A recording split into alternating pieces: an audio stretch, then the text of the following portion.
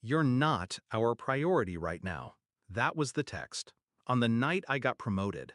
After 6 years of crawling through mud for a company that almost ate me alive. I was standing in the restaurant parking lot holding a bottle of champagne I'd bought myself, waiting for them to arrive. They never showed. Instead, I saw the photos. A party, streamers, cake, all smiles. For my brother, his third failed startup had just shut down, but somehow he got the balloons. I stared at the screen for a long time. Didn't cry, didn't call. I went home, packed a small bag, left a single note on the kitchen table, let him handle it now. Growing up, I was the fixer. I solved things, quietly, efficiently. Broken pipes, broken people, broken finances. I filled the cracks so no one else had to. My brother? The golden child. He failed upward, always had. And every time he stumbled, they'd throw him a cushion, then blame me for not clapping loud enough.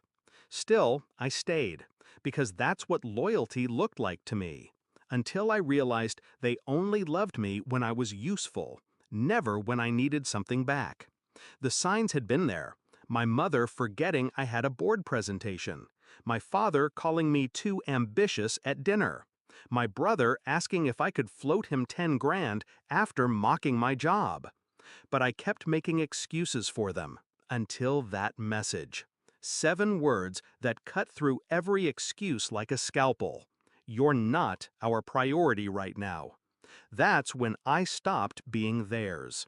The revenge wasn't loud. It was methodical. First, I cut the joint accounts. They didn't even notice until the direct deposits bounced. Then I revoked the power of attorney I'd signed years ago, just in case they ever needed medical decisions made. Let them rely on my brother now.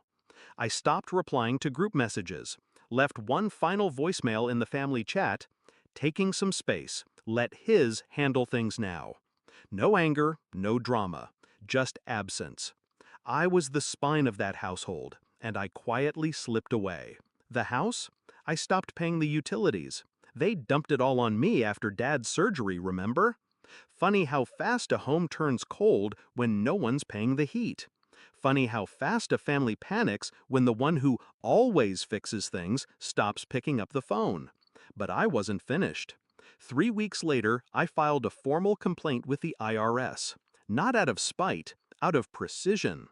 I'd been doing their taxes for years, knew every shady deduction, every unreported freelance gig, every suspicious business loan to my brother that was never repaid. The audit didn't hit immediately, but when it did, they would feel it in waves. The night before the audit letters arrived, my brother called. 6 times.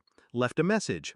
Hey, there's something going on with the accounts. Mom's freaking out. Can you call me back? Like, soon? I didn't. Then came the text from Mom. We need to talk. Your brother's overwhelmed. I laughed. It was always about him. Even when it was my mess they'd made, he got the sympathy. So I let him drown in it. Let him explain to the auditors why their business receipts were on my login. Let him figure out the insurance mess when Dad's policy lapsed. Let him try to sell the car that was still under my name until the bank flagged it. I just kept going, building my life. A better apartment, a dog, a promotion, silence.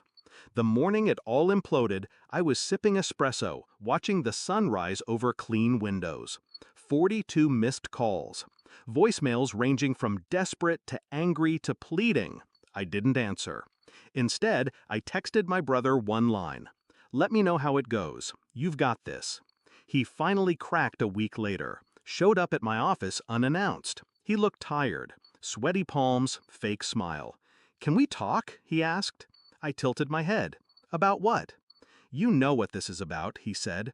They're falling apart. Mom hasn't slept. Dad's on edge. The IRS stuff, the bills. He paused. Looked at me like he was seeing me for the first time. You did this. I stood, walked to the window, looked out. No, I said quietly. I stopped fixing what wasn't mine. He opened his mouth, closed it. There was nothing else to say. I pressed the intercom. Security, can you escort a visitor out? It wasn't revenge. It was release. The moment I realized they'd never clap for me, I stopped performing. They wanted chaos? They wanted him? They could have it. Let him handle the mess. Let him make the calls. Let him be the glue for once. I walked away from the fire, didn't look back. They never saw me as a priority, so I became my own. And when they crumbled without me, that was just gravity. Justice didn't come with fire, it came with silence and a locked door.